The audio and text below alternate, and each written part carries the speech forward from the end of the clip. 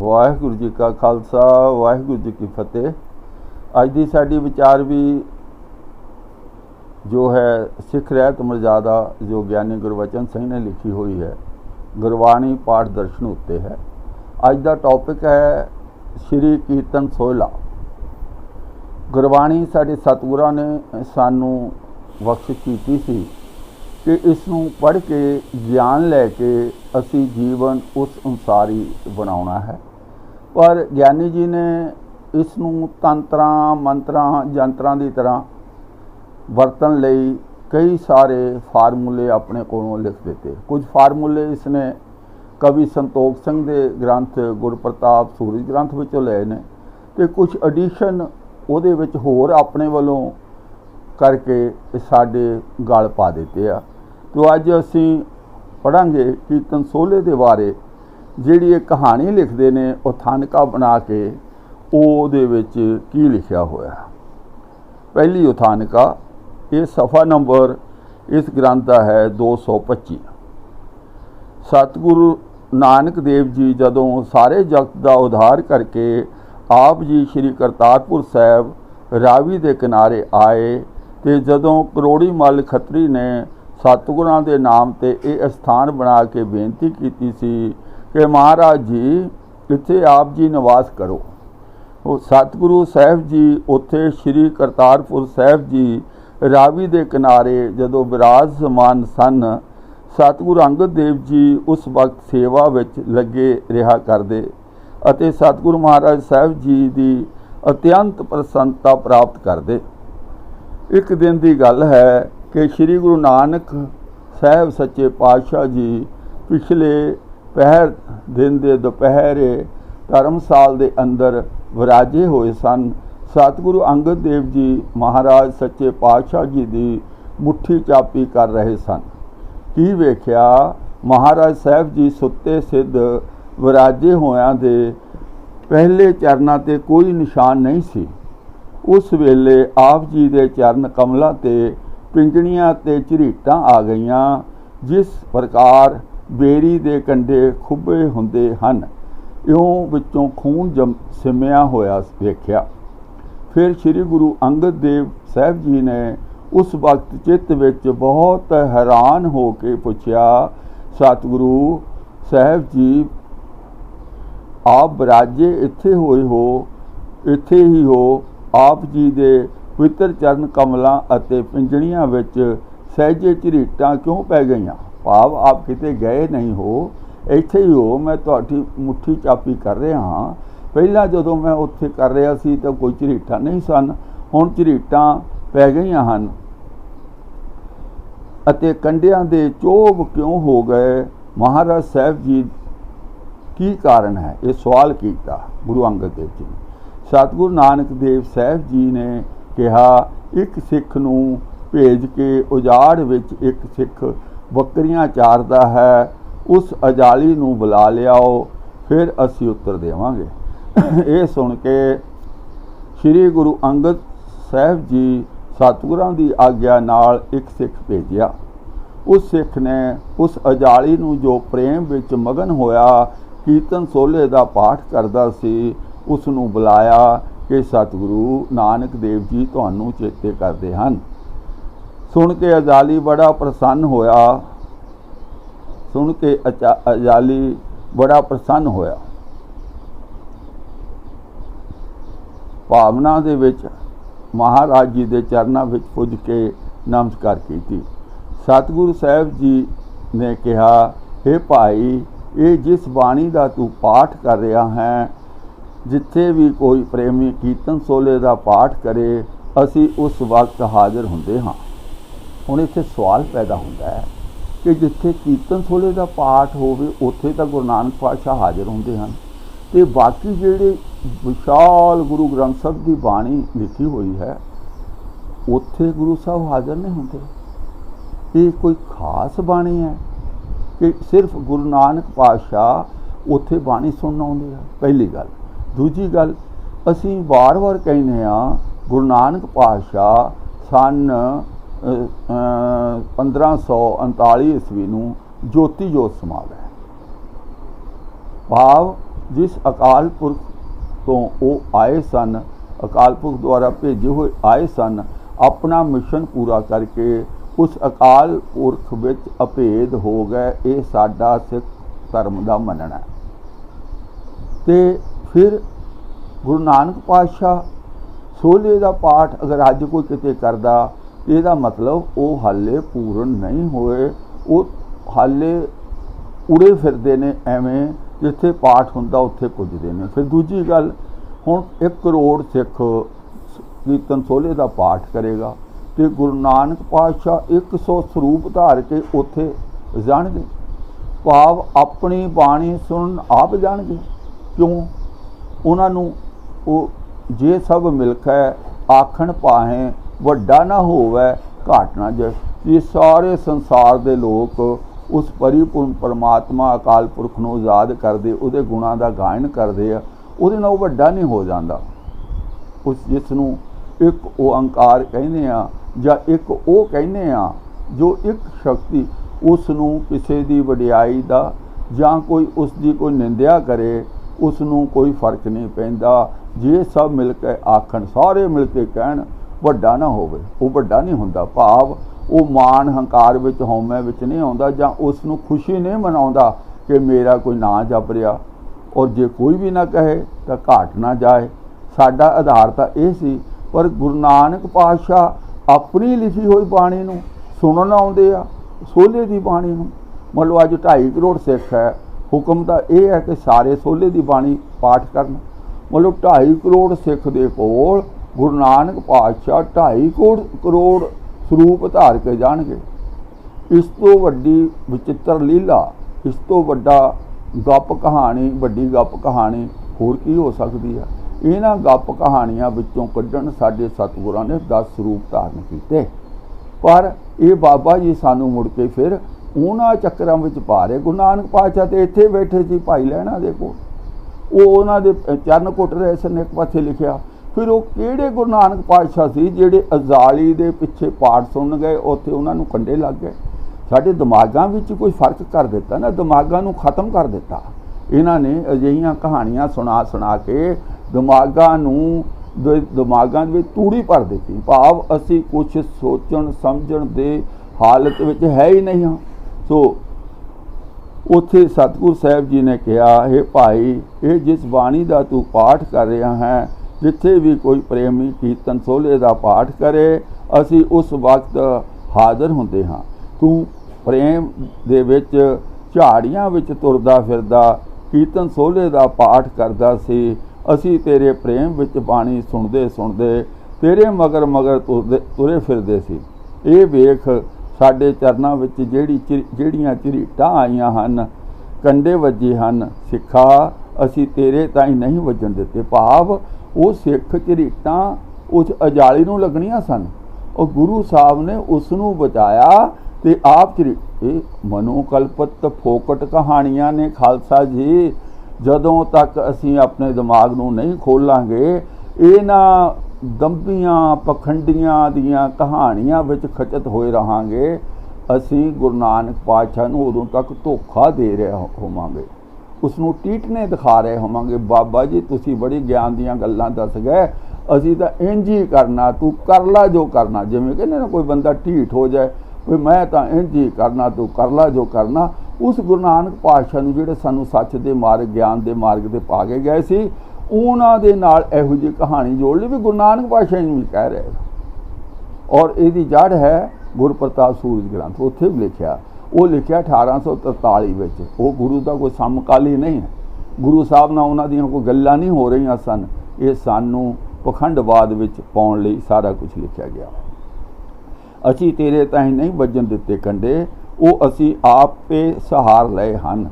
हुण सुन के अजाली ने बेनती की, हजूर आप जी जिवें आग्या करो। महाराज साहब जी ने कहा, भाई सोले का पाठ सौण लग्गिया 5 इशनाना करके एक चित्त हो के करया करो। जिहड़ा सिख इस तरह 5 इशनाना करके एक चित्त हो के कीर्तन सोले का पाठ करया करेगा, असी उसके पास होया करांगे।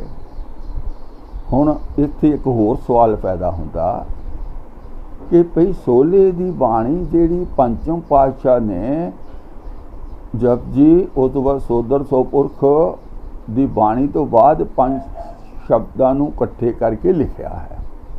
और ये गल है सन 1604 ईस्वी दी। और गुरु नानक पातशाह दे नाल जिहड़ी कहानी जोड़ रहे ने ये है 1539 तो पहले 34 तो 35 36 37 जो भी समा जदों 34 तो बाद भाई लहणा जी आए ने उत्थे तो उस समय तो बाद की गल है।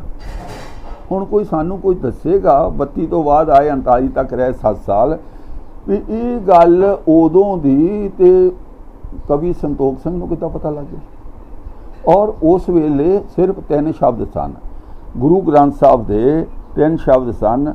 पहला गौड़ी दीपकी महला पहला गुरु नानक पातशाह दा वो शब्द सी जय कर कीरत आखिए करते कहो विचारो। दूजा शब्द सी राग आसा विच छे कर छे गुर छे उपदेश। और तीजा सी धनाथी राग विच गगन में थाल रबचंद दीपक बने। ये तीनों शब्द इन्हां नूं संकलित नहीं कीता सी इकट्ठे नहीं कीता सी जिवें सोदर दी बाणी इकट्ठी कीती है। ये अपने रागां विच सन ते सोले नां दी बाणी तो उदों है ही नहीं सी। गुरु नानक पातशाह ने कहानी किवें जोड़ दिती। सोले नां दी बाणी तां पंचम पातशाह ने इसनूं कंपाइल करके 5 शब्दां नूं 3 शब्द गुरु नानक पातशाह दे और 2 शब्द जिहड़े आ एक गुरु रामदास जी पातशाह जी का शब्द है और दूजा काम क्रोध नगर व भरिया मिल साधु खंडल खंडा है। और 5वां शब्द है करूँ बिनाती सुनो मेरे मिता सन टहल की वेला पंचम पातशाह का। पंचम पातशाह ने कंपाइल किया इन्हां नूं इकट्ठे करके सोले की बाणी बनाई। गुरु नानक पातशाह के टाइम 3 शब्द सन पर कोई सोले की नां की बाणी नहीं सी। कहानी जड़ों झूठी आ ये सानू मूर्ख बनाउण लई लिखी गई है। अगे असीं देखते हैं महाराज साहब जी ने कहा भाई सोले का पाठ सौण लग्या 5 इशनाना करके ते एक चित हो के करया करो। जिहड़ा सिख इस तरह 5 इशनाना करके एक चित हो के कीर्तन सोले का पाठ करया करेगा असी उसके पास होया करांगे।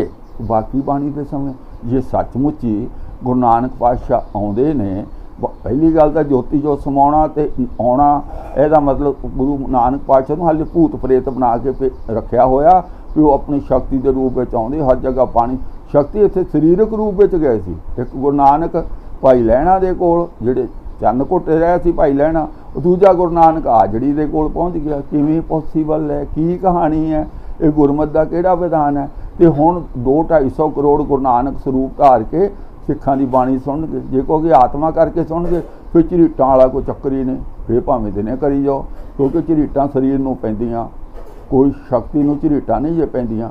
इस पखंड कर्म साडे ना लाते ये वचन करके उदों तो इस बाणी दा रात नूं पढ़न दा नियम बना दिता। सौण वेले सिख ने इस बाणी दा पाठ करना है। कई इन्नी ढलियाई करते हैं कि सोले का पाठ 5-4 शब्द हैं। लो ज्ञानी जी लिख रहे इन्होंने नहीं पता ये कोई अंदाजा लगा रहे हैं 5 शब्द हैं 5-4 शब्द का मतलब की होया तुसी एवें मतलब अनगैली ही लिख रहे हो 5 शब्द ने तो 5-4 शब्द हैं। इन्हां दा पाठ भी सौण वेले नहीं कर सकते एवें ही अखां मीट लेंदे हैं सौ जाते हैं। इस प्रकार उन्हां दी गलती है। कोई सुखमनी साहब जी का पाठ तो है नहीं है जो लंबी बाणी है। सौण वेले सारियां नालों छोटी जही बाणी है इसका पाठ करना। मैं इस गल के विरोध में नहीं है कि सौण लगे सोले का पाठ नहीं करना।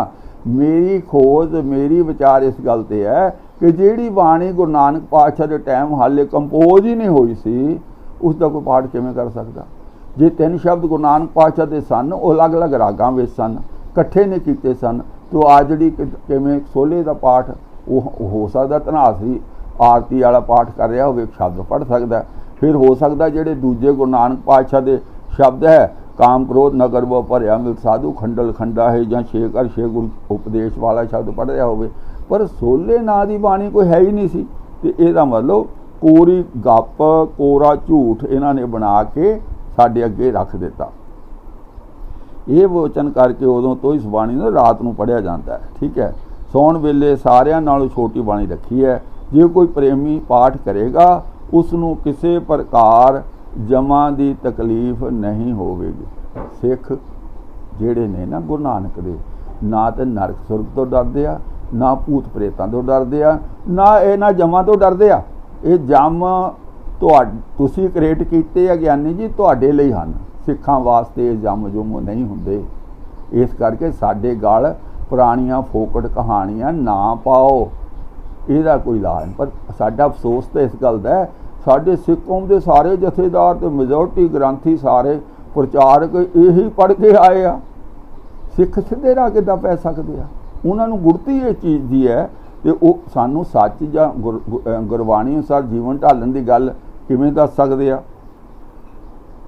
ਰਾਤ ਨੂੰ ਮਾੜੇ ਸੁਪਨੇ ਨਹੀਂ ਆਉਣਗੇ। ਕਿਸੇ ਪ੍ਰਕਾਰ ਦੀ ਛਾਇਆ ਲਓ, ਛਾਇਆ ਦਵਾ ਵੀ ਪੈਂਦਾ ਸਿੱਖਾਂ ਨੂੰ। ਇਹ ਸਾਨੂੰ ਕਿਹੜੀਆਂ ਚੱਕਰਾਂ ਵਿੱਚ ਪਾ ਰਹੇ ਨੇ? ਛਾਇਆ ਤੇ ਦਵਾ, ਠੀਕ ਹੈ, ਨਹੀਂ ਪਵੇਗਾ। ਸੁੱਤੇ ਪਿਆਂ ਕਿ ਅਚਾਨਕ ਪ੍ਰਾਣ ਨਿਕਲ ਵੀ ਜਾਣ, ਜੇ ਸੁੱਤਿਆਂ ਬੰਦਾ ਮਰ ਜਾਏ ਨਾ ਤਾਂ ਮਹਾਰਾਜ ਜੀ ਕਿਰਪਾ ਕਰਨਗੇ, ਭੂਤਾਂ ਪ੍ਰੇਤਾਂ ਦੀਆਂ ਜੂਨਾਂ ਵਿੱਚ ਨਹੀਂ ਪੈਣ ਦੇਣਗੇ। ਗੁਰੂ ਸਾਹਿਬ ਜੀ ਉਸ ਦੇ ਰਾਖੇ ਹੋਣਗੇ। ਬਾਕੀ ਸਾਰੀ ਜ਼ਿੰਦਗੀ ਕੁਝ ਕਰਨ ਦੀ ਲੋੜ ਨਹੀਂ। ਤੁਸੀਂ ਰੋਜ਼ ਸੋਹਲੇ ਦਾ ਪਾਠ ਕੀਰਤਨ, ਸੋਹਲਾ ਨਾਲ ਲਿਖਤਾ, ਸੋਹਲਾ ਹੀ ਨਾਂ ਹੈ ਗੁਰੂ ਗ੍ਰੰਥ ਸਾਹਿਬ 'ਚ, ਵੀ ਇਹਦਾ ਪਾਠ ਕਰ ਲਿਆ ਕਰੋ, ਫਿਰ ਗੁਰੂ ਸਾਹਿਬ ਜੀ ਤੁਹਾਡੀ ਰਾਖੇ ਹੋਣਗੇ। ਇਹ ਸਤਿਗੁਰੂ ਸਾਹਿਬ ਜੀ ਦਾ ਹੁਕਮ ਹੈ। ਜੋ ਰੋਜ਼ ਸੋਹਲੇ ਦਾ ਪਾਠ ਕਰਕੇ ਸੌਵੇਗਾ ਉਹ ਸਾਡੇ ਪਾਸ ਪਹੁੰਚ ਜਾਵੇਗਾ। ਲਾਹੌਰ ਕੀ ਚਾਹੀਦਾ? ਗੁਰੂ ਦੇ ਨਾਲ ਮਿਲਾਪ। ਇਹਨਾਂ ਨੇ ਗੁਰੂ ਸਾਹਿਬ ਦਾ ਕਿਤੇ ਸਿੰਘਾਸਨ ਬਣਾਇਆ ਹੋਇਆ, ਜਿਵੇਂ ਸਾਮੀ ਮਤ ਕਹਿੰਦੇ ਨੇ ਸੱਤਵੇਂ ਅਸਮਾਨ 'ਤੇ ਰੱਬ ਰਹਿੰਦਾ, ਐਵੇਂ ਸਾਡੇ ਇਹਨਾਂ ਗਿਆਨੀਆਂ ਨੇ ਵੀ ਗੁਰੂ ਸਾਹਿਬ ਦਾ ਕਿਤੇ ਨਿਵਾਸ ਸਥਾਨ ਬਣਾਇਆ ਹੋਇਆ ਤੇ ਉੱਥੇ ਫਿਰ ਜਾ ਕੇ ਗੁਰੂ ਚਰਨਾਂ ਵਿੱਚ ਵੀ ਜੇ ਆਪਣੇ ਗੁਰੂ ਦੇ ਨਾਲ ਬੰਦਾ ਮਿਲ ਗਿਆ ਤੇ ਫਿਰ ਜਿੱਥੇ ਗੁਰੂ ਖੁਸ਼ ਉੱਥੇ ਅਸੀਂ ਖੁਸ਼। ਤੇ ਸਾਰੀ ਜ਼ਿੰਦਗੀ ਜੋ ਮਰਜ਼ੀ ਪਾਪ ਕਰੋ, ਜੋ ਮਰਜ਼ੀ ਹੇਰਾ ਫੇਰੀਆਂ ਕਰੋ, ਦੁਨੀਆ ਦੇ ਸਾਰੇ ਉਪੱਦਰ ਕਰੋ, ਰਾਤ ਨੂੰ ਸੌਣ ਲੱਗੇ ਸੋਹਲੇ ਦਾ ਪਾਠ ਕਰ ਲਓ, ਤੁਹਾਡੀ ਕਲਿਆਣ। ਇਹਨੂੰ ਸਸਤਾ ਸੌਦਾ ਹੋਰ ਕੀ? ਇਹੋ ਜਿਹੀਆਂ ਕਹਾਣੀਆਂ ਲਿਖ ਕੇ ਨਾ ਸਾਨੂੰ ਨੇਕ ਅਮਲਾਂ ਵਾਲਾ ਜੀਵਨ ਜਿਉਣ ਤੋਂ ਪਾਸੇ ਕੀਤਾ ਜਾਂਦਾ। ਗੁਰਬਾਣੀ ਸਾਰੀ ਨੂੰ ਪੜ੍ਹ ਕੇ ਸਮਝਣ ਤੋਂ ਹਟਾਇਆ ਜਾ ਰਿਹਾ ਵੀ ਕੋਈ ਗੱਲ ਕਰਨਾ, 5 ਸ਼ਬਦ ਪੜ੍ਹੋ ਰਾਤ ਨੂੰ ਤੇ ਸਾਰਾ ਤੁਹਾਡਾ ਹੋ ਜਾਏਗਾ ਕਲਿਆਣ। ਸੋ ਗੁਰੂ ਅਰਜਨ ਪਾਤਸ਼ਾਹ ਜੀ ਨੇ ਸ਼ਬਦ ਚੌਥੇ ਪਾਤਸ਼ਾਹ, ਅੱਛਾ ਫਿਰ ਅੱਗੇ ਲਿਖ ਵੀ ਦਿੱਤਾ ਜਿਹੜੀ ਗੱਲ ਮੈਂ ਕੀਤੀ ਨਾ, 3 ਸ਼ਬਦ ਗੁਰੂ ਨਾਨਕ ਪਾਤਸ਼ਾਹ ਦੇ, 1 ਸ਼ਬਦ ਚੌਥੇ ਪਾਤਸ਼ਾਹ ਜੀ ਦਾ, 1 ਸ਼ਬਦ ਪੰਜਵੇਂ ਪਾਤਸ਼ਾਹ ਦਾ, ਤਾਂ 16 ਬਣਿਆ। ਹੁਣ ਇਹ ਸਹਾਰਾ ਕੀ ਲੈਂਦੇ ਨੇ? ਐਕਚੁਅਲੀ ਭਾਈ ਗੁਰਦਾਸ ਜੀ ਨੂੰ ਇਹ ਇਤਨੀ ਮਹਾਨਤਾ ਦਿੰਦੇ, ਪਤਾ ਕਿਉਂ? ਉਹ ਚੋਰ ਦਰਵਾਜ਼ੇ ਰਾਹੀਂ ਇਹਨਾਂ ਨੇ ਆਪਣੀ ਮਨਮਤ ਲਿਆਉਣੀ ਆ, ਕਿਉਂਕਿ ਗੁਰੂ ਗ੍ਰੰਥ ਸਾਹਿਬ ਵਿੱਚ ਕੁਝ ਮਿਲਾ ਨਹੀਂ ਸਕਦੇ ਸੀ। ਰਾਗਮਾਲਾ ਇਹਨਾਂ ਨੇ ਪਿੱਛੇ ਪਾਤੀ, ਪਰ ਵਿੱਚ ਮਿਲਾਉਣਾ ਔਖਾ ਸੀ ਤੇ ਇਹਨਾਂ ਨੇ ਭਾਈ ਨੰਦ ਲਾਲ ਤੇ ਭਾਈ ਗੁਰਦਾਸ ਜੀ ਨੂੰ ਬਰਾਬਰਤਾ ਦਵਾ ਦਿੱਤੀ ਕਿ ਗੁਰਦੁਆਰਿਆਂ ਵਿੱਚ ਉਹਦੀਆਂ ਰਚਨਾ ਪ੍ਰਮਾਣਿਤ ਹਨ, ਉਹਨਾਂ ਦਾ ਕੀਰਤਨ ਹੋ ਸਕਦਾ। ਤੇ ਉਹ ਤਾਂ ਖੁੱਲੀਆਂ ਰਚਨਾਵਾਂ, ਉਹ 'ਚ ਪਹਿਲੀ ਗੱਲ ਤਾਂ ਉਹ ਕੋਈ ਵੀ ਚੀਜ਼ ਗੁਰੂ ਗ੍ਰੰਥ ਸਾਹਿਬ ਦੀ ਬਾਣੀ ਬਰਾਬਰ ਨਹੀਂ ਹੋ ਸਕਦੀ। ਦੂਜੀ ਗੱਲ, ਅਸੀਂ ਸਤਿਕਾਰ ਦਿੰਦੇ ਮੰਨ ਲਓ ਭਾਈ ਗੁਰਦਾਸ ਦਾ, ਪਰ ਉਹਦੀਆਂ 12 ਵਿੱਚ ਕੋਈ ਮਿਲਾਵਟ ਨਹੀਂ ਆ, ਇਹਦਾ ਕੀ ਗਰੰਟੀ ਹੈ? ਕੌਣ ਗਰੰਟੀ ਦੇਗਾ? ਜੋ ਜਿਹੜੇ ਸ਼ਰਾਰਤੀ ਗੁਰੂ ਗ੍ਰੰਥ ਸਾਹਿਬ ਦੇ ਵਿੱਚ ਰਾਗਮਾਲਾ ਪਾ ਸਕਦੇ ਨੇ ਤੇ ਭਾਈ ਗੁਰਦਾਸ ਦੀਆਂ 12 ਵਿੱਚ ਮਿਲਾਵਟ ਕਰਨੀ ਕਿੰਨੀ ਕੁ ਔਖੀ ਹੈ। ਫਿਰ ਸੁਣੋ ਉਹਨਾਂ ਨੂੰ ਵਰਤਦੇ ਕਿਵੇਂ ਆ? ਸੰਜੇ ਸੋਦਰ ਗਾਵਣਾ, ਸੋਦਰ ਰਹਿ ਰਸ ਕਰਨਾ ਸ਼ਾਮ ਨੂੰ, ਮਨ ਮੇਲੀ ਕਰ ਮੇਲ ਮਲੰਦੇ, ਰਾਤੀ ਕੀਰਤ ਸੋਹਲਾ ਕਰ, ਆਰਤੀ ਪ੍ਰਸਾਦ ਬਣਾਓ। ਹੁਣ ਆਰਤੀ ਨੂੰ ਸਾਡੇ ਵਿੱਚ ਪਾਉਣਾ ਹੈ। ਹੁਣ ਜੋ ਅੱਜ ਹੋ ਰਿਹਾ, ਆਰਤੀ ਪਹਿਲਾਂ ਹੁੰਦੀ ਹੈ, ਸੋਹਲਾ ਬਾਅਦ 'ਚ ਹੁੰਦਾ। ਜੇਕਰ ਭਾਈ ਗੁਰਦਾਸ ਨੂੰ ਮੰਨਣਾ ਇੱਥੇ ਤੁਸੀਂ ਫਿਰ ਫੇਲ ਹੋ ਗਏ, ਕਿਉਂਕਿ ਇੱਥੇ ਤਾਂ ਰਾਤੀ ਕੀਰਤ ਸੋਹਲਾ ਕਰ, ਆਰਤੀ ਪ੍ਰਸਾਦ ਵਟੰਡੇ। ਹੁਣ ਜਿਹੜਾ ਆਰਤੀ ਨਾਂ ਦੀ ਕੋਈ ਬਾਣੀ ਹੈ ਹੀ ਨਹੀਂ। ਇੱਕ ਗਗਨ ਮੇਂ ਥਾਲ ਰੱਬ ਚੰਦ ਦੀਪਕ ਬਣੋ ਗੁਰੂ ਨਾਨਕ ਪਾਤਸ਼ਾਹ ਨੇ ਉਚਾਰਿਆ ਸੀ, ਔਰ ਉਹ ਸ਼ਬਦ ਸੋਹਲੇ ਦੀ ਬਾਣੀ ਵਿੱਚ ਹੈ। ਹੁਣ ਉਹਨੂੰ 2 ਵਾਰ ਪੜ੍ਹਦੇ ਸੀ, ਕੀ ਗੱਲ? ਉਹਦੇ ਵਿੱਚ ਕੀ ਖਾਸੀਅਤ ਹੈ? ਇੱਕ ਸ਼ਬਦ ਨੂੰ 2 ਵਾਰ ਪੜ੍ਹੋ, ਬਾਕੀ ਗੁਰੂ ਗ੍ਰੰਥ ਸਾਹਿਬ ਨੂੰ ਕਦੀ ਵੀ ਨਾ ਪੜ੍ਹੋ। ਇੱਥੇ ਭਾਈ ਗੁਰਦਾਸ ਲੈਣ ਦਾ। ਫਿਰ ਇੱਕ ਹੋਰ ਗੱਲ ਹੈ, जे भाई गुरदास की गल मननी तो पंजां बाणियां कित्थों आ गईयां। फिर इन्हां ने अगे देखो की स्टंट करना।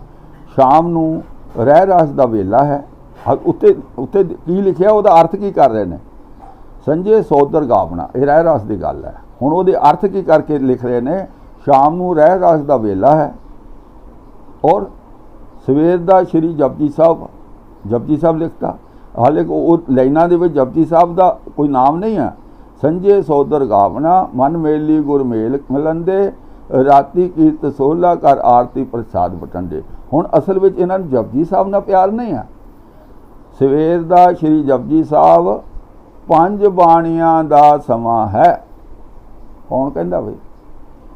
असीं सारे जानते हैं कि गुरु गोबिंद सिंह पातशाह जी ने अपना गुरु का अख्तियार वरतदियां होया अपने पिता गुरु तेग बहादुर जी की बाणी गुरु ग्रंथ साहब विच दर्ज की रागां दे अनुसार, और बाद में श्लोक जिहड़े अखीर विच लिखे आ वो श्लोक भी लिखे।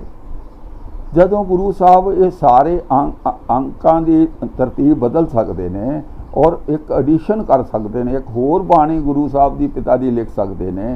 भी जेकर गुरु गोबिंद सिंह जी ने सानू 5 बाणियां दसनियां होंदियां तो जिवें पंचम पातशाह जी ने जपजी, सौदर, सोपुरख ते सोला ए रागां तो बाहर कढ़ के ये बाणियां जपजी का शुरू से रखिया, बाकी जिहड़े 9 शब्द ने और 5 शब्द ने 14 शब्द जिहड़े ने वो अलग अलग रागां विच अगे गुरु ग्रंथ साहब विच आउंदे आ, पर उन्हां नूं 14 शब्दां नूं भाई गुरु अर्जन पातशाह जी ने बाहर कढ़ के लिखिया। तो जेकर एक राह तां पंचम पातशाह दस गए सन, जे गुरु गोबिंद सिंह जी ने साडे लई 5 बाणियां सवेर लई लिखणियां हुंदियां तां उन्हां नूं कौन रोकदा सी? वो जाप, चौपाई ते प्रसाद सवैये लिख सकदे सी, उन्हां अजिहा नहीं कीता। हुण ये जबरदस्ती साडे विच घसोड़ रहे ने। उत्ते ओहदे भाई गुरदास ने कुछ लिखिया, अगे उन्होंने 5 बाणियां पाउणियां, लिखदा जपजी साहब 5 बाणियां दा समा है, श्री सुखमनी साहब श्री हादसा दी वार दा टाइम है, रात नूं सौण वेले सोले दा टाइम है। इस प्रकार साध संगत जी सतगुरु जी ने मर्यादा कायम की कीते नहीं कीती? दस दो कित्थे कीती है, दस दो कित्थे लिखिया होया? हाँ, कवि संतोख सिंह कुछ लिखदे, कुछ तुसीं आप ग्रंथ लिख लो, असीं कुछ नहीं कर सकते। गुरु साहिबान ने अजिहा किते कुछ नहीं लिखिया होया। हाँ, तुसीं गुरु के नाम से जिद्दां आह सारियां कहानियां लिखियां ने, गुरु नानक ने जो किया, किसी ने कुछ नहीं किया।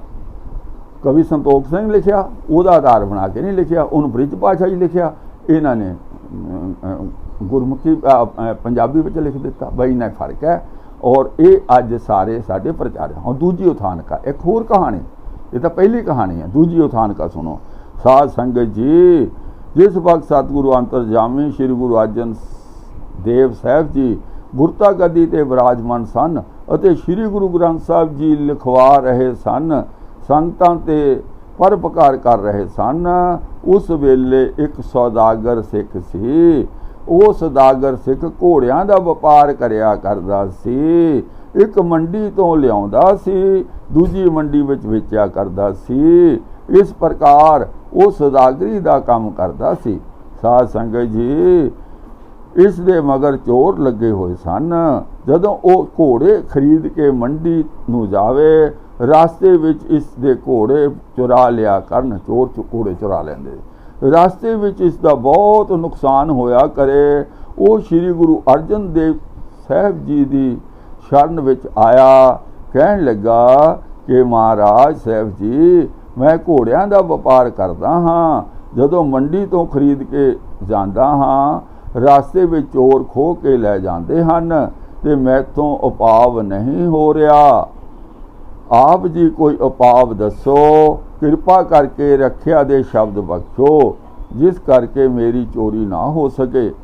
ये सुन के सतगुरु साहब जी ने कहा कि सिखा, कीर्तन सोले का पाठ करके विराजिया कर, लोहे का कोट तेरे दुआले हो जाया करेगा।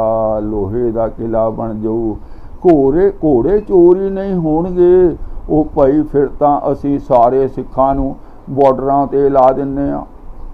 ਔਰ ਉਹਨਾਂ ਨੂੰ ਸਾਰਿਆਂ ਨੂੰ ਹੁਕਮ ਕਰ ਦਿੰਦੇ ਭਾਈ ਤੁਸੀਂ ਕੁਝ ਰਾਈਫਲ ਨਹੀਂ ਚੱਕਣੀ, ਕੁਝ ਨਹੀਂ ਕਰਨਾ, ਤੁਸੀਂ ਸੋਹਲੇ ਦਾ ਪਾਠ ਕੀਰਤਨ ਸੋਹਲੇ ਦਾ ਕਰਿਆ ਕਰੋ।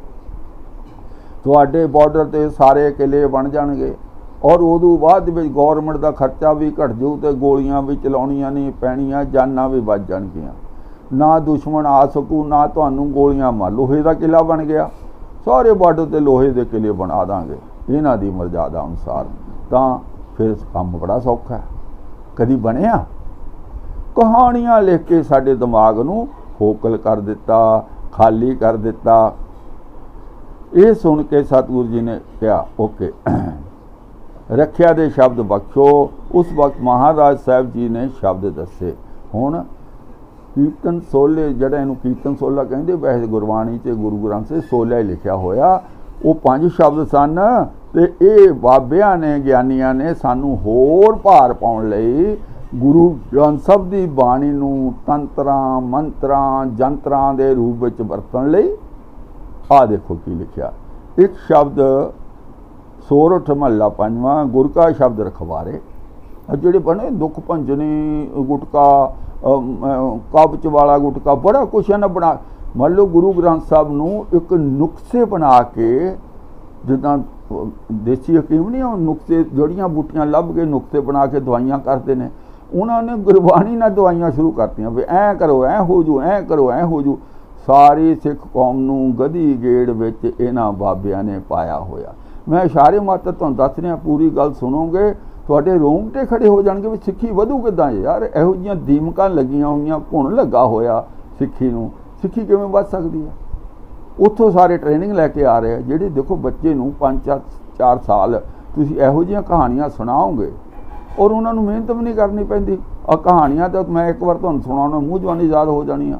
ਗੁਰਬਾਣੀ ਨੂੰ ਸਮਝ ਕੇ ਉਸ ਦਾ ਪ੍ਰਚਾਰ ਕਰਨਾ ਬਹੁਤ ਔਖਾ ਕੰਮ ਹੈ। ਆਹ ਸੁਣੋ, ਗੁਰ ਕਾ ਸ਼ਬਦ ਰਖਵਾਰੇ, ਚੌਂਕੀ ਚੌਗਿਰਦ ਹਮਾਰੇ। ਦੂਜਾ ਸ਼ਬਦ ਬਿਲਾਵਲ ਮਹੱਲਾ 5ਵਾਂ, ਤਾਤੀ ਭਾਵ ਨਾ ਲੱਗੀ ਪਾਰ ਬ੍ਰਹਮ ਸਰਨਾਈ। ਤੀਜਾ ਸ਼ਬਦ 52 ਅੱਖਰੀ ਦਾ ਸ਼ਲੋਕ ਜੈ ਸਾਧੂ ਗੋਬਿੰਦ ਭਜਨ ਕੀਰਤਨ ਨਾਨਕ ਨੀਤ। ਨਾਹੂੰ ਨਾ ਤੂੰ ਅਣੈ ਛੋਟੈ ਨਿਕਟ ਨਾ ਜਾਇਓ ਦੂਤ। ਚੌਥਾ ਗੁਜਰੀ ਕੀ ਦੀਵਾਰ ਦਾ ਸ਼ਲੋਕ ਮਹੱਲਾ 5ਵਾਂ, ਮਨ ਮੈਂ ਚਿਤਵੋ ਚਿਤ ਬਣੇ ਉਤਮ ਕਰੋ ਉਠ ਨੀਤ। ਹਰ ਕੀਰਤਨ ਕਾ ਆਰੋ ਹਰ ਦਿਓ ਨਾਨਕ ਕੇ ਮੀਤ। ਇਹ ਨੁਕਸੇ ਨੇ, ਜਿੱਦਾਂ ਕੋਈ ਦਵਾਈ ਬਣਾਉਣੀ ਨਾ, ਆਹ ਚੀਜ਼ਾਂ ਰਲਾ ਲਓ ਅਤੇ ਆਹ ਬਿਮਾਰੀ ਠੀਕ ਹੋ ਜੂ। ਇਹਨਾਂ ਨੇ ਗੁਰਬਾਣੀ ਨੂੰ ਐਵੇਂ ਵਰਤ ਲਿਆ ਬਈ, ਆਹ ਸ਼ਬਦ 4 ਕੱਢੇ, ਉਹ ਕਹਿੰਦੇ ਲਓ ਜੀ ਤੁਹਾਡੀ ਪ੍ਰੋਬਲਮ ਸੋਲਵ। ਇਹ ਸੋਲੇ ਦੇ ਪਾਠ ਕਰਨ ਤੋਂ ਪਹਿਲਾਂ ਇਹ 4 ਸ਼ਬਦ ਪੜ੍ਹਨੇ ਆ। ਇਹਦਾ ਲਾਹਾ ਤੁਹਾਨੂੰ ਮਿਲੇਗਾ ਕਿ ਫਾਇਦਾ ਕੀ ਹੋਣਾ, ਸੁਣੋ। ਅਤੇ ਕਿਹਾ ਸਿੱਖਾ, ਇਹਨਾਂ 4 ਸ਼ਬਦਾਂ ਦਾ ਪਾਠ ਕੀਰਤਨ ਸੋਲੇ ਤੋਂ ਪਹਿਲਾਂ ਕਰਿਆ ਕਰ ਅਤੇ ਬਾਅਦ ਵਿੱਚ ਅਰਦਾਸ ਕਰਿਆ ਕਰ। ਅਰਦਾਸ ਵੀ ਪੱਕੀ ਕਰਤੀ। ਸਾਨੂੰ ਇੱਕਦਮ ਜੰਜੀਰਾਂ ਪਾਈਆਂ ਹੋਈਆਂ, ਅਰਦਾਸ ਹੋਈ ਭਗੌਤੀ ਵਾਲੀ। ਇਹ 4 ਸ਼ਬਦ, 2 ਸ਼ਬਦ ਅਤੇ 2 ਸ਼ਲੋਕ ਅਤੇ ਕੀਰਤਨ ਸੋਲੇ ਦਾ ਪਾਠ, ਇਹ 5 ਸ਼ਬਦ ਅਤੇ 10ਵੀਂ ਅਰਦਾਸ। ਮੰਨ ਲਓ 9 ਸ਼ਬਦ ਇਹ ਹੋ ਗਏ ਔਰ 10ਵੀਂ ਅਰਦਾਸ। ਇਸ ਤਰ੍ਹਾਂ ਪਾਠ ਕਰਕੇ ਅਰਦਾਸ ਕਰਕੇ ਵਿਰਾਜਿਆ ਕਰ, ਕੋਈ ਵਿਘਨ ਨਹੀਂ ਪਵੇਗਾ, ਤੇਰੇ ਅੱਗੇ ਲੋਹੇ ਦਾ ਕੋਟ ਹੋ ਜਾਇਆ ਕਰੇਗਾ। ਜਿੰਨਾ ਚਿਰ ਤੂੰ ਇਸ਼ਨਾਨ ਕਰਕੇ ਸ਼੍ਰੀ ਜਪਜੀ ਸਾਹਿਬ ਜੀ ਨਹੀਂ ਪੜ੍ਹਿਆ ਕਰੇਗਾ, ਉਹਨਾਂ ਚਿਰ ਕੋਟ ਰਿਹਾ ਕਰ। ਮੰਨ ਲਓ ਕਿਲਾ ਬਣ ਜਾਏਗਾ, ਇਹਦੇ ਵਿੱਚ ਇੰਨੀ ਸ਼ਕਤੀ ਹੈ, ਪਰ ਜਪਜੀ ਸਾਹਿਬ ਨੂੰ ਨਿਖਿੱਧ ਕਰ ਦਿੱਤਾ ਵੀ ਜਿਹਦੇ ਚੋਰਾਂ ਨੂੰ ਰੋਕਣ ਵਾਲਾ ਕਿਲਾ, ਜਦੋਂ ਜਪਜੀ ਸਾਹਿਬ ਪੜ੍ਹਨਾ ਸ਼ੁਰੂ ਕਰੇਗਾ ਔਰ ਕਿਲਾ ਹਟ ਜਾਏਗਾ। ਮਤਲਬ ਫਿਰ ਭਾਵੇਂ ਚੋਰ ਚੋਰੀ ਕਰਕੇ ਲੈ ਜਾਣ। ਕਮਾਲ ਦੀਆਂ ਗੱਲਾਂ। ਜਪਜੀ ਸਾਹਿਬ ਨੂੰ ਪੈਰਾਂ 'ਚ ਰੋਲ ਦਿੱਤਾ ਕਿ ਸੋਲੇ ਦੀ ਬਾਣੀ ਦੀ ਇੰਨੀ ਸ਼ਕਤੀ ਹੈ, ਕਿਲਾ ਬਣ ਜਾਏਗਾ। ਔਰ ਜਪਜੀ ਸਾਹਿਬ ਵੀ ਤਾਂ ਸੂਰਜ ਨਿਕਲ ਤੋਂ ਪਹਿਲਾਂ ਹਨੇਰੇ ਕਰਨਾ, ਚੋਰਾਂ ਨੂੰ ਚੋਰੀ ਕਰਨ ਲਈ ਉਹਨਾਂ ਸਮਾਂ ਘੱਟ ਹੈ ਗਿਆ। ਮਤਲਬ ਇਹ ਸਾਰੀ ਬੰਡਲਬਾਜ਼ੀ ਹੈ ਜੇ ਸਮਝੋਗੇ। ਨਹੀਂ ਜੇ ਤੁਸੀਂ ਮੰਨਣਾ ਕਿ ਬਾਬਾ ਜੀ ਸਹੀ ਕਹਿ ਰਹੇ, ਗਿਆਨੀ ਸਹੀ ਕਹਿ ਰਹੇ, ਮੈਂ ਕਿਸੇ ਨੂੰ ਰੋਕ ਨਹੀਂ ਸਕਦਾ। ਮੇਰੇ ਕੋਲ ਕੋਈ ਪਾਇਆ ਨਹੀਂ, ਸ਼ਕਤੀ ਨਹੀਂ। ਮੈਂ ਤਾਂ ਗੁਰਬਾਣੀ ਦੇ ਆਧਾਰ 'ਤੇ ਗੱਲਾਂ ਕਰ ਰਿਹਾ ਕਿ ਇੱਦਾਂ ਹੋ ਸਕਦਾ। ਮੈਂ ਕਿ ਸਵਾਲ ਕਰਨੇ ਆ, ਜੇ ਤੁਸੀਂ ਮੰਨਦੇ ਹੋ ਸਕਦਾ ਫਿਰ ਤੁਹਾਨੂੰ ਉਹਨਾਂ ਜਵਾਬਾਂ ਲਈ ਤਿਆਰ ਰਹਿਣਾ ਪੈਣਾ। ਅਰਦਾਸ ਕਰਕੇ ਵਿਰਾਜਿਆ ਕਰ, ਕੋਈ ਵਿਘਨ ਨਹੀਂ ਪਵੇਗਾ। ਤੇਰੇ ਅੱਗੇ ਲੋਹੇ ਦਾ ਕੋਟ ਕੋਟ ਕਿਲਾ ਹੋ ਜਾਇਆ ਕਰੇਗਾ। ਜਿੰਨਾ ਚਿਰ ਤੂੰ ਇਸ਼ਨਾਨ ਕਰਕੇ ਸ਼੍ਰੀ ਜਪਜੀ ਸਾਹਿਬ ਜੀ ਨਹੀਂ ਪੜ੍ਹਿਆ ਕਰੇਗਾ, ਉਹਨਾਂ ਚਿਰ ਕੋਟ ਰਿਹਾ ਕਰੇਗਾ। ਜਪਜੀ ਸਾਹਿਬ ਡਰਾ ਕਰ ਨਹੀਂ, ਕੋਟ ਕਿਲਾ ਤੇਰਾ ਹਟ ਜਾਏਗਾ। ਜਿਹੜਾ ਚੋਰ ਚੋਰੀ ਕਰਨ ਵਾਲਾ ਹੋਵੇਗਾ ਉਹੀ ਪਕੜਿਆ ਜਾਵੇਗਾ। ਸੁਣ ਕੇ ਸਿੱਖ ਨੇ ਮਹਾਰਾਜ ਜੀ ਦਾ ਵਚਨ ਮੰਨ ਲਿਆ। ਵਚਨ ਮੰਨ ਕੇ ਚਲਾ ਗਿਆ। ਜਿਸ ਵੇਲੇ ਉਹ ਘੋੜੇ ਮੰਡੀ ਤੋਂ ਖਰੀਦ ਕੇ ਆਇਆ ਤੇ ਜਿੱਥੇ ਉਹਨਾਂ ਘੋੜੇ ਬੰਨੇ ਤੇ ਰਾਤ ਨੂੰ ਜਦੋਂ ਪੜਨ ਲੱਗਾ ਤਾਂ ਉਸੇ ਵੇਲੇ ਚੋਰ ਆ ਗਏ। ਸਿੱਖ ਕੀਰਤਨ ਸੋਲੇ ਦਾ ਪਾਠ ਕਰਕੇ ਸੌਂ ਗਿਆ। ਜਿਸ ਵੇਲੇ ਸੌਂ ਗਿਆ, ਚੋਰਾਂ ਨੂੰ ਲੋਹੇ ਦਾ ਕਿਲਾ ਚਾਰੇ ਪਾਸੇ ਪ੍ਰਤੀਤ ਹੋਇਆ। ਇਹ 9 ਸ਼ਬਦ ਪੜ੍ਹੇ ਤੇ ਇੱਕ ਅਰਦਾਸ ਕੀਤੀ ਤੇ ਲੋਹੇ ਦਾ ਕਿਲਾ ਬਣ ਗਿਆ। ਆ ਸਿਕਿਉਰਿਟੀ ਗਾਰਡ ਜਿੱਥੇ ਜਿੱਥੇ ਲਾਏ ਭਾਈ, ਉਹਨਾਂ ਨੂੰ ਆਹ 10 ਸ਼ਬਦ ਸਿਖਾ ਦਿਓ। ਇੱਕ ਤਾਂ ਸਿੱਖਾਂ ਨੂੰ ਇੰਪਲਾਇਮੈਂਟ ਬਹੁਤ ਮਿਲੂ, ਕਿਉਂਕਿ ਸਿੱਖ ਹੀ ਪੜ੍ਹਦੇ ਨਾ ਸ਼ਬਦ ਗੁਰਬਾਣੀ, ਤਾਂ ਸਾਰੇ ਸਿੱਖਾਂ ਨੂੰ ਨੌਕਰੀ ਮਿਲ ਜੂ ਔਰ ਗੌਰਮੈਂਟ ਦਾ ਖਰਚਾ ਘੱਟ ਜੂ। ਐਵੇਂ 16 ਲੱਖ ਫੌਜ ਰੱਖੀ ਆ, ਉਹ ਸੋਹਣੇ ਲੋਹੇ ਦਾ ਕਿਲਾ ਬਣਾ ਲੈਣਾ, ਬਾਰਡਰਾਂ 'ਤੇ ਤਾਂ ਕੋਈ ਚਾਹੀਦਾ ਹੀ ਨਹੀਂ। ਉਹ ਮੰਨ ਲਓ 100 ਗਜ 'ਤੇ ਤੁਸੀਂ ਸਿੱਖਾਂ ਨੂੰ ਲਾ ਦਿਓ ਤੇ ਉੱਥੇ ਕਿਲਾ ਬਣ ਗਿਆ ਤੇ ਦੁਸ਼ਮਣ ਆ ਕੇ ਕਰੂਗਾ ਕਿ ਸਾਰੇ ਬਾਰਡਰ ਸਾਡੇ ਸੀਲ ਹੋ ਗਏ। ਨਾਲੇ ਆ ਜਿਹੜੀ ਆਉਂਦੀ ਡਰੱਗਸ ਆਉਂਦੀ ਹੈ, ਨਸ਼ੇ ਆਉਂਦੇ ਨੇ, ਉਹ ਵੀ ਬੰਦ ਹੋ ਜੂਗਾ। ਰਾਹ ਬੰਦ, ਸਾਰੇ ਕਿਲਾ ਬਣਾ ਦੇਣਾ, ਨਾ ਕੋਈ ਗੋਲੀ ਲੰਘੇ ਨਾ ਕੋਈ ਬੰਦਾ ਲੰਘੇ, ਐਨ ਸੀਲ ਬੰਦ ਕਰ ਦੇਣਾ। ਸੋਲੇ ਦਾ ਪਾਠ ਕਰਕੇ ਸੌਂ ਗਿਆ। ਜਿਸ ਵੇਲੇ ਸੌਂ ਗਿਆ, ਚੋਰਾਂ ਨੂੰ ਲੋਹੇ ਦਾ ਕਿਲਾ ਚਾਰੇ ਪਾਸੇ ਪ੍ਰਤੀਤ ਹੋਇਆ। ਉਹ ਅੰਦਰ ਨਾ ਵੜ ਸਕੇ। ਸਵੇਰੇ ਉੱਠ ਕੇ ਸਿੱਖ ਨੇ ਇਸ਼ਨਾਨ ਕੀਤਾ। ਇਸ ਤਰ੍ਹਾਂ ਸਿੱਖ ਦੀ ਰੱਖਿਆ ਹੁੰਦੀ ਰਹੀ। ਇਹ ਚੋਰ ਵੀ ਗਿੱਝੇ ਹੋਏ ਮਗਰੇ ਲੱਗੇ ਰਹੇ। ਇੱਕ ਦਿਨ ਦੀ ਗੱਲ ਹੈ, ਸਿੱਖ ਨੂੰ ਕੀਰਤਨ ਸੋਲੇ ਦਾ ਪਾਠ ਕਰਦੇ ਨੂੰ ਆਲਸ ਆ ਗਈ। ਇਹ ਕਹਾਣੀ ਘੜੀ ਹੈ। ਉਹ ਯਾਰ 5-10 ਸ਼ਬਦ ਨਾਲ ਇੰਨਾ ਫਾਇਦਾ ਹੁੰਦਾ। ਇਹਦੋਂ ਸਸਤਾ ਸੌਦਾ ਦੁਨੀਆ ਵਿੱਚ ਕੋਈ ਨਹੀਂ ਹੈ। ਇੱਕ ਸਿਕਿਉਰਿਟੀ ਗਾਰਡ ਵੀ 10-12 ਹਜ਼ਾਰ ਰੁਪਏ ਉਹਨੂੰ ਤਨਖਾਹ ਦੇਣੀ ਪੈਣੀ ਆ। ਤੇ ਆਹ 10 ਸ਼ਬਦ ਪੜ੍ਹਨੇ ਕਿੰਨੇ ਔਖੇ ਆ। ਵੱਧ ਤੋਂ ਵੱਧ 5-7-10 ਮਿੰਟ ਦਾ ਕੰਮ ਹੈ। ਤੁਹਾਡੇ ਪੈਸੇ ਇੰਨੇ ਬਚਦੇ ਆ, ਨਾਲੇ ਪੱਕੀ ਸਿਕਿਉਰਿਟੀ ਹੈ। ਹੋਰ ਕੀ ਚਾਹੀਦਾ ਸਾਨੂੰ? ਠੀਕ ਹੈ। ਆਲਸ ਆ ਗਈ, ਸਾਰਾ ਪਾਠ ਨਾ ਹੋ ਸਕਿਆ ਤੇ ਆਲਸ ਆਉਣ ਤੇ ਉਹ ਕਿਲਾ ਕੋਟ ਪੂਰਾ ਨਾ ਹੋ, ਪੂਰਾ ਕਿਲਾ ਨਹੀਂ ਬਣਿਆ। ਦੁਬਾਰਾ ਪੜ੍ਹਨੀ ਆਉਣੀਆਂ ਕਿਲੇ ਦੀਆਂ। ਉਹ ਜਦੋਂ ਆਲਸ ਆ ਗਿਆ, ਪਾਠ ਛੱਡਤਾ, ਵਿੱਚ ਕਿਲਾ ਉਹ ਖੁੱਲ੍ਹਾ ਰਹਿ ਗਿਆ।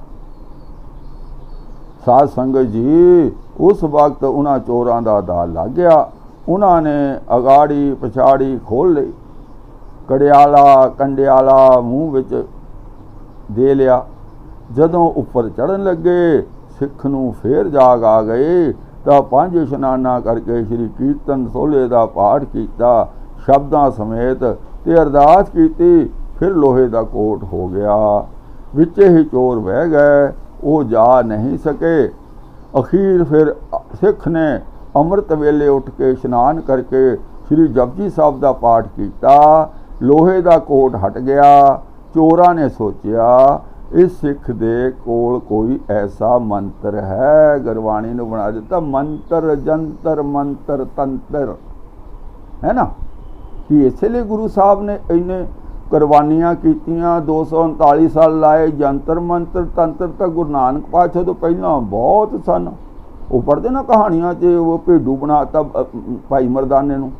ਕੋਈ ਜੰਤਰ ਮੰਤਰ ਤੰਤਰ ਤਾਂ ਉਹਨਾਂ ਕੋਲ ਬਹੁਤ ਸਨ। ਫਿਰ ਗੁਰੂਆਂ ਦੀ ਕੀ ਲੋੜ ਸੀ? ਅਜੇ ਜੰਤਰ ਮੰਤਰ ਤੰਤਰ ਹੀ ਕਰਨੇ ਸੀ। ਫਿਰ ਤਾਂ ਪਹਿਲਾਂ ਐਵੇਂ ਮਸਤੀ ਨਾਲ ਰਹਿੰਦੇ, ਨਾ ਗੁਰੂਆਂ ਨੂੰ ਕੁਰਬਾਨੀ, ਨਾ ਸਾਹਿਬਜ਼ਾਦੇ ਸ਼ਹੀਦ, ਨਾ ਮਾਤਾ ਸ਼ਹੀਦ, ਨਾ ਪਿਤਾ ਸ਼ਹੀਦ। ਕੁਛ ਕਰਨ ਦੀ ਲੋੜ ਨਹੀਂ ਸੀ ਭਾਈ। ਇਹ ਜੰਤਰਾਂ ਮੰਤਰਾਂ ਨਾਲ ਕੰਮ ਸੌਖਾ ਹੀ, ਇਹਦੋਂ ਸੌਖਾ ਕੰਮ ਹੋਰ ਕੀ ਹੋ ਸਕਦਾ। ਅੱਛਾ, ਚੋਰ ਰਹਿ ਗਏ, ਉਹ ਜਾ ਨਹੀਂ ਸਕੇ। ਅੱਛਾ, ਫਿਰ ਕੀ ਹੈ? ਅਖੀਰ ਫਿਰ ਸਿੱਖ ਨੇ ਅੰਮ੍ਰਿਤ ਵੇਲੇ ਉੱਠ ਕੇ ਇਸ਼ਨਾਨ ਕਰਕੇ ਸ਼੍ਰੀ ਜਪਜੀ ਸਾਹਿਬ ਦਾ ਪਾਠ ਕੀਤਾ। ਲੋਹੇ ਦਾ ਕੋਟ ਹਟ ਗਿਆ। ਚੋਰਾਂ ਨੇ ਸੋਚਿਆ ਇਸ ਸਿੱਖ ਦੇ ਕੋਲ ਕੋਈ ਐਸਾ ਮੰਤਰ ਹੈ ਜਿਸ ਮੰਤਰ ਨਾਲ ਲੋਹੇ ਦਾ ਕੋਟ ਕਰ ਲੈਂਦਾ ਹੈ। ਇਹ ਅਸੀਂ ਇਸ ਤੋਂ ਦੇ ਕੋਲੋਂ ਪੁੱਛ ਕੇ ਮੰਤਰ ਲੈ ਕੇ ਹੀ ਜਾਵਾਂਗੇ, ਭਾਵੇਂ ਸਾਨੂੰ ਪਕੜਾ ਦੇਵੇ, ਭਾਵੇਂ ਕੈਦ ਕਰਵਾ ਦੇਵੇ। ਸਿੱਖ ਜਦੋਂ ਘੋੜਿਆਂ ਦੇ ਕੋਲ ਆਇਆ, ਚੋਰ ਬੈਠੇ ਵੇਖ ਕੇ ਪੁੱਛਣ ਲੱਗਾ, ਤੁਸੀਂ ਕੌਣ ਹੋ? ਕੀ ਕਾਰਨ ਹੈ? ਕਿਉਂ ਬੈਠੇ ਹੋ? ਤਾਂ ਚੋਰਾਂ ਨੇ ਦੱਸਿਆ, ਅਸੀਂ ਤੁਹਾਡੇ ਚੋਰ ਹਾਂ, ਤੁਹਾਡੇ ਘੋੜੇ ਚਰਾਉਂਦੇ ਰਹੇ ਹਾਂ। ਸਾਨੂੰ ਭਾਵੇਂ ਮਾਰੋ, ਭਾਵੇਂ ਕੈਦ ਕਰਵਾਵੋ, ਪਰ ਸਿੱਖਾ ਸਾਨੂੰ ਇਹ ਮੰਤਰ ਦੱਸ ਜਿਸ ਦੇ ਨਾਲ ਲੋਹੇ ਦਾ ਕੋਟ ਬਣਦਾ ਹੈ ਤੇ ਜਿਵੇਂ ਇਹ ਕਿਲਾ ਚੁੱਕਿਆ ਜਾਂਦਾ ਹੈ।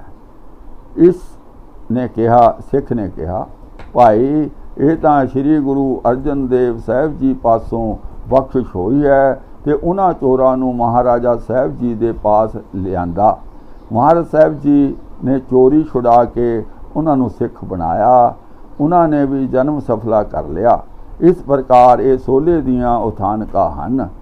ਸੋ ਰਾਤ ਨੂੰ ਕੀਰਤਨ ਸੋਲੇ ਦਾ ਪਾਠ ਕਰਨਾ ਕਾਮ। ਫਿਰ ਜਿਹੜੀ ਅਸਲੀ ਗੱਲ ਵੱਲ ਵੀ ਆ ਗਏ, ਉਹ ਵੀ ਕਹਾਣੀ ਲਿਖਤੀ ਵੀ ਇਹ ਤੁਹਾਡੇ ਕਾਮ ਕਰੋ ਲੋਮੋ ਤੁਹਾਨੂੰ ਗਿਆਨ ਬਖਸ਼ਦਾ, ਉਹ ਸਾਰਾ ਕੁਝ। ਪਰ ਪਹਿਲਾਂ ਜਿਹੜਾ ਆ ਗੰਦ ਪਾਇਆ ਇਹਨਾਂ, ਉਹ ਕਾਹਦੇ ਲਈ ਪਾਇਆ? ਜੇ ਅਸਲੀ ਗੱਲ ਕਰਨੀ ਹੈ ਤਾਂ ਅਸਲੀ ਗੱਲ ਹੀ ਕਰੋ ਨਾ। ਇਹ ਨਕਲੀ ਸਾਨੂੰ ਭੁਲੇਖਿਆਂ ਵਿੱਚ ਕਿਉਂ ਪਾਉਣ ਲੱਗੇ? ਸਾਧ ਸੰਗਤ ਜੀ, ਅਕਾਲੀ ਲਹਿਰ ਵੇਲੇ ਕਹਿੰਦੇ ਵੀ ਇਹਨੂੰ ਛੋਟਾ ਕਰ ਦਿੱਤਾ, ਠੀਕ ਹੈ।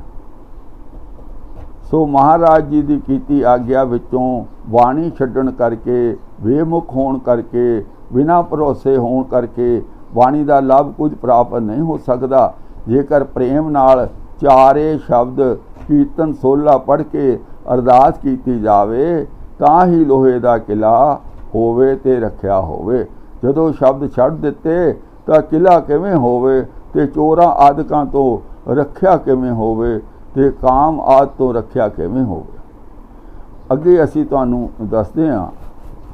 ਇਹ ਅਸੀਂ ਸਮਝ ਲਿਆ ਕਿ ਮੰਨ ਲਓ ਅਸੀਂ ਕੁਝ ਸਮੇਂ ਲਈ ਇਸ ਗਿਆਨੀ ਜੀ ਦੀ ਗੱਲ ਮੰਨ ਲੈਂਦੇ ਹਾਂ ਕਿ ਇਹ 5 ਸ਼ਬਦ ਸੋਲੇ ਵਾਲੇ, 4 ਸ਼ਬਦ ਰੱਖਿਆ ਵਾਲੇ ਤੇ 1 ਅਰਦਾਸ ਕਰਨ ਨਾਲ ਕਿਲਾ ਬਣ ਜਾਂਦਾ।